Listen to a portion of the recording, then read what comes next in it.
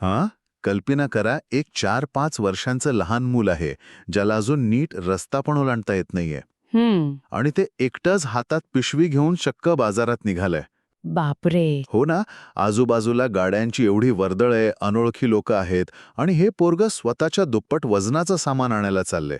Right. आपल्याकडे हे दृश्य पाहिलं तर म्हणजे लोकांच्या काळजात धस्स होईल. अगदी. कोणीतरी लगेच पोलिसांना बोलावेल किंवा मग पालकांना जाब विचारेल की काय चाललंय हे.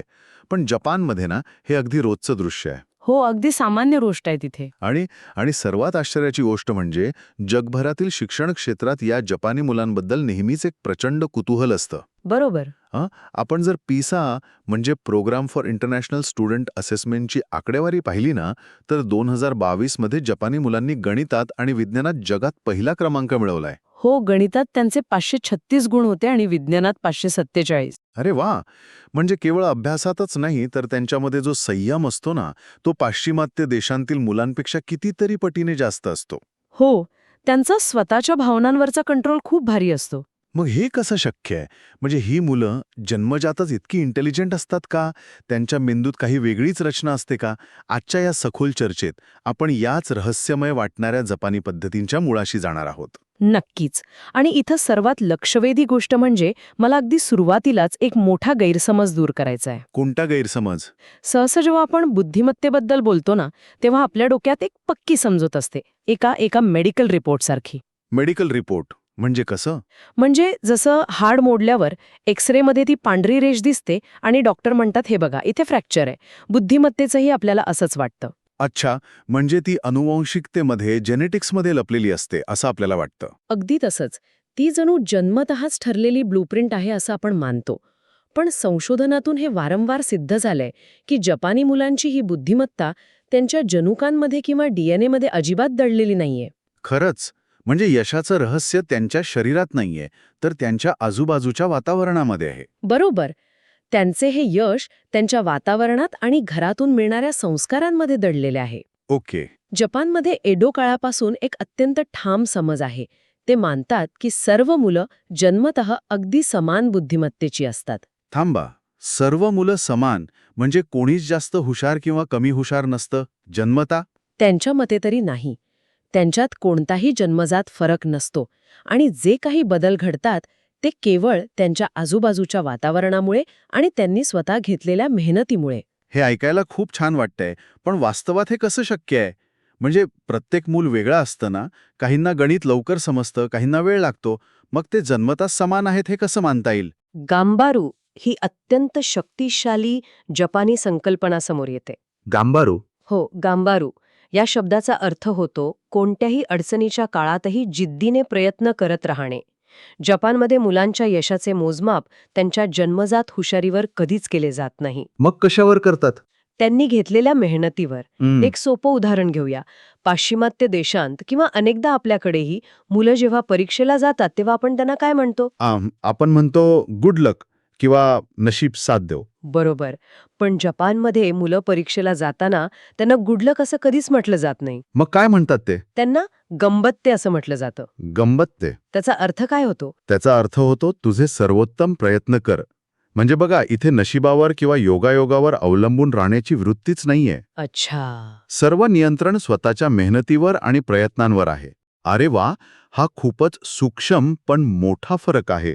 म्हणजे मुलांना बुडलक म्हणणं हे जणू एखादं लॉटरीचं तिकीट काढल्यासारखं आहे, अगदी. जिथे तुम्ही फक्त वाट पाहू शकता की तुमचं नशीब उघडेल की नाही. पण गंबत्ते म्हणणं हे स्वतःच्या स्नायूंवर विश्वास ठेवण्यासारखं आहे.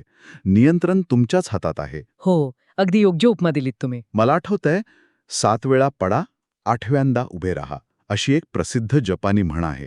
आणि नारुतो या प्रसिद्ध ॲनिमेशनमधील रॉकली आणि गारा या पात्रांची उदाहरणंही हेच सांगतात. राईट. रॉकलीकडे नैसर्गिक कौशल्य नसतं तरी तो मेहनतीने जिंकतो. हो ना, पण मला सांगा, फक्त हुशारीचं कौतुक न करता अशा प्रयत्नांचं कौतुक केल्याने मुलांच्या मेंदूवर नेमका काय परिणाम होतो? कसं आहे ना, जर आपण हे मोठ्या चित्राशी जोडले तर यातून मुलांमध्ये ग्रोथ माइंडसेट तयार होतो. जेव्हा आपण मुलाला तू खूप हुशार आहेस असं म्हणतो तेव्हा आपण त्याच्या जन्मजात गुणाचं कौतुक करत असतो. अशा वेळी एखादी गोष्ट नाही जमली की मुलाला वाटतं माझ्याच बुद्धीत काहीतरी कमतरता आहे आणि तो प्रयत्न करणं सोडून देतो. म्हणजे तो स्वतःलाच दोष देतो. हो. या उलट जपानी पालक प्रयत्नांचं कौतुक करतात. तिथे एखादी गोष्ट जमली नाही तर मुलांना असं सांगितलं जातं की तुला हे अजून जमलेलं नाही. अजून जमलेलं नाही. The power of eight. अगदी बरोबर. अपयश ही यशाच्या मार्गातील एक तात्पुरती पायरी मानली जाते. त्यामुळे मुलं अपयशाने खचून जात नाहीत. हे मेहनतीचं आणि जिद्दीचं तत्व मला समजलं. पण आपण जरा वास्तवाकडे येऊया. मुलं म्हणजे मुलं असतात. ती हट्ट करणार, ती ऐकणार नाहीत. राईट. जर मुलं इतकी मेहनत करत असतील तर पालकांना त्यांच्यावर सतत ओरडून किंवा शिक्षा करून शिस्त लावावी लागत नाही का? हे गणित कसं जुळतं? इथेच त्यांची शित्सुके ही संकल्पना समोर येते. शित्सुके म्हणजे पाश्चिमात्य देशांसारखे फक्त शिक्षा देणे नाही. मग काय आहे शित्सुके? त्याचा मूळ अर्थ आहे मुलांच्या अंगी जगण्याची कला आणि चांगल्या सवयी बाणवणे. उदाहरणार्थ 2 वर्षांच्या मुलांच्या वयाला जपानमध्ये गमतीने 2 वर्षांचा सैतान असं म्हटलं जातं. अरे बापरे, 2 वर्षांचा सैतान? हो, पण मुलं जेव्हा भयंकर हट्ट करतात तेव्हा जपानी पालक लगेच शिक्षा करत नाहीत. ते अत्यंत शांतपणे एक डायग्नॉस्टिक विचार करतात. डायग्नॉस्टिक विचार? हो, म्हणजे जसे डॉक्टर आजाराचं मूळ शोधतात तसे पालक विचार करतात की या क्षणी माझ्या मुलाला कोणते कौशल्य शिकण्याची गरज आहे. इथे एक खरंच खूप रंजक गोष्ट समोर येते. कारण आपल्याकडे घरांमध्ये पालक हे मानवी अलार्म क्लॉक बनून जातात. हो ना, सतत सूचना देणारे. अगदी. उठ, दात घास, लवकर दूध पी, असं रोज सकाळी अर्धा तास नुसतं ओरडत राहतात. पण जपानी पद्धतीत हे कसं हाताळतात? त्यासाठी ते कामांचे चित्रमय चार्ट बनवतात, ज्याला व्हिज्युअल रूटीन आर्किटेक्चर म्हणता येईल. म्हणजे सकाळी उठल्यापासून काय करायचं याची चित्र लावली जातात. ओके. मुलं स्वतःहून त्या चित्रानुसार कामं करतात. पालक एकही शब्द बोलत नाहीत. हे सर्व एका स्वयंचलित यंत्रणेवर म्हणजे ऑटो पायलटवर टाकल्यासारखे आहे. बापरे, म्हणजे पालक काहीच बोलत नाहीत आणि मुलं स्वतःहून सगळं करतात. हे एखाद्या जादुई दुनियेसारखं वाटतंय. होय. पण मला सांगा, मुलं कधी जाहीर ठिकाणी जसं की मॉलमध्ये किंवा रेल्वे स्टेशनवर अचानक रडायला लागली आणि जमिनीवर लोळून हट्ट करू लागली तर जापानी पालकांना कधीच राग येत नाही का? राग सर्वांनाच येतो. तेही मानवीच आहेत. पण फरक इथे आहे की ते स्वतःच्या भावनांवर प्रचंड नियंत्रण ठेवतात. अच्छा. जाहीर ठिकाणी मुलं रडायला लागल्यास ते मुलांना सर्वांसमोर ओरडत नाहीत. ते शांतपणे मुलांना एका बाजूला घेऊन जातात. जसं की रेल्वे स्टेशनच्या एखाद्या खांबाजवळ. म्हणजे ते मुलाला शांत करण्यासाठी स्वतःचा राग गिळतात. अगदी तसंच. यामुळे मुलांचा स्वाभिमान दुखावत नाही आणि समाजालाही त्रास होत नाही. राईट. आणि सर्वात महत्वाचं म्हणजे जेव्हा पालक स्वतःचा राग शांतपणे हाताळतात तेव्हा मुले अनुकरणातून शिकतात. म्हणजे मुलं बघून शिकतात की आई वडील शांत आहेत, मग आपणही शांत राहायला पाहिजे. बरोबर. हे सर्व सकारात्मक आणि शांत मार्गदर्शनावर आधारित आहे. घरातील या शांत शिस्तीमुळे मुलं आपल्या भावनांवर नियंत्रण मिळवतात हे तर समजलं. पण ही मुलं स्वतःच्या चुकांमधनं शिकून इतकी स्वावलंबी कशी होतात? त्यासाठी त्यांच्याकडे हान्सेई नावाची अत्यंत प्रभावी पद्धत आहे. हान्सेई म्हणजे आत्मपरीक्षण. लहान मुलांसाठी आत्मपरीक्षण? हो. समजा एखाद्या मुलाने बनवलेल्या ठोकळ्यांचा मनोरा पडला हां. तर जपानी पालक लगेच पुढे जाऊन तो दुरुस्त करत नाहीत. आपल्याकडे तर पालक लगेच पुढे येऊन तो मनोरा बांधून देतात, जेणेकरून मूल रडणार नाही. आणि तिथेच मुलांच्या विकासाची एक मोठी संधी हुकते. जपानमध्ये पालक मुलांना विचारतात, कुठे चूक झाली असेल? हा मनोरा का पडला? अरे वा. म्हणजे मुलं स्वतः उपाय शोधायला शिकतात. हो. चुका झाल्यावर शिक्षा करण्यापेक्षा यातून काय शिकता येईल हा विचार त्यांच्यात रुजवला जातो. आणि मला वाटतं त्यांच्या शाळांमध्येही पूर्व प्राथमिक स्तरावर हाच दृष्टिकोन असतो. बरोबर? अगदी. तिथे शाळांमध्ये अभ्यासापेक्षा जीवन कौशल्य शिकवण्यावर भर असतो. त्याला ते सेई कात्सू म्हणतात. सेईकत्सू. ओके. तिथे मुले स्वतःचा वर्ग स्वच्छ करतात, स्वतःचे जेवण वाढून घेतात आणि दोतोखू म्हणजे नैतिक शिक्षणाच्या वर्गात कोणतीही एकच साचेबद्ध उत्तरे नसतात. म्हणजे पाठांतर नाही. नाही. द गिव्हिंग ट्री सारख्या कथा वाचून मुले इतरांच्या भावनांचा विचार करायला शिकतात.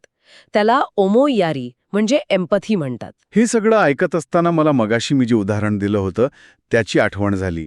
पहिली जबाबदारी, ज्याला जपानी भाषेत काहीतरी विशिष्ट शब्द आहे. हाजिमेते नो उत्सुकाई. बरोबर, हाजिमेतेनं उत्सुक आहे. जपानमध्ये 4 ते 5 वर्षांची मुलं एकटीच दुकानातून सामान आणायला जातात. हे खूप धोक्याचे वाटू शकते. जपानी पालक मुलांवर इतका आंधळा विश्वास कसा काय ठेवू शकतात? यावरून एक महत्वाचा प्रश्न निर्माण होतो. हा आंधळा विश्वास नसून यामागे कम्युनिटी स्कॅफोल्डिंग असतं. कम्युनिटी स्कॅफोल्डिंग म्हणजे संपूर्ण समाज सपोर्ट करतो. हो, यामागे मोठी पूर्वतयारी असते. शाळेतून त्यांना सिक्रेट फील्ड ट्रिप्सवर नेलं जातं. स्थानिक दुकाने, शेजारी आणि स्वयंसेवक या सर्वांना कल्पना असते. अच्छा, म्हणजे ते लांबून मुलांवर लक्ष ठेवून असतात. हो, पण मुलाला जाणीव होऊ देत नाहीत. आणि संध्याकाळी संपूर्ण शहरात एक सायरन किंवा चाइम्स वाजतात, जे मुलांना घरी जाण्याची आठवण करून देतात. बापरे, म्हणजे संपूर्ण समाज मिळून त्या एका मुलाची काळजी घेत असतो. स्वावलंबन म्हणजे बंडखोरी नव्हे, तर समाजाला ओझे न होता त्यात वावरण्याची क्षमता. अगदी बरोबर. स्वातंत्र्य आणि जबाबदारी एकत्र शिकवली जाते. आत्तापर्यंत आपण सगळ्यात चांगल्या गोष्टी पाहिल्या, पण जिथे यशासाठी इतकी मेहनत, गांबारू आणि नियम असतात, तिथे या अतिशिस्तीचा काही नकारात्मक परिणाम होतो का? दुर्दैवाने हो. यशाच्या या शर्यतीत तिथे एक समांतर शिक्षण व्यवस्था निर्माण झाली आहे, ज्याला जुकू किंवा क्रॅम स्कूल्स म्हणतात. खाजगी क्लास. हो, शाळेनंतर मुले रात्री उशिरापर्यंत, कधी-कधी अगदी पहाटे 2 किंवा 3 वाजेपर्यंत या खाजगी क्लासेसमध्ये प्रवेश परीक्षांची तयारी करतात. पहाटे 3 वाजेपर्यंत? लहान मुलांनी? याचा तर त्यांच्या मानसिक आरोग्यावर भयंकर ताण येत असेल. नक्कीच येतो.